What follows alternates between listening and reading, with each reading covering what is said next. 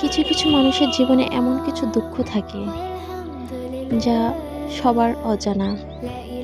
সবাই সেই মানুষটিকে দেখে মনে করে যে সে খুব সুখী, সে খুব হ্যাপি, সে সবসময় লোকসমাজে হাসি খুশি থাকে, তার হয়তো সব কিছুই আছে, কিন্তু সে ভিতর থেকে সম্পূর্ণ একা। সে এতটাই দুঃখী যে তার দুঃখের কথাগুলো শেয়ার করার মতো তার কোনো বন্ধু নেই, তার কোনো সঙ্গী নেই। সবচেয়ে একটা মেয়ের কাছের সঙ্গী হচ্ছে তার মা। সেই দুঃখ এমনই কষ্টকর হয় যে সেই কষ্টগুলো তার মাকেও শেয়ার করার মতো কোনো জায়গা থাকে না, কারণ সেই ভুলটা সে নিজে করেছে।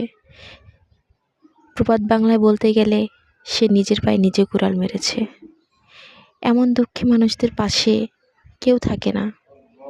তার মনে হয় তার এই পৃথিবীতে বেঁচে থাকার থেকে মৃত্যুকে যদি সে আঁকড়ে ধরতে পারতো, তাহলে হয়তোবা সে আরও বেশি শান্তিতে থাকতো, সে হয়তোবা ভালো থাকতো।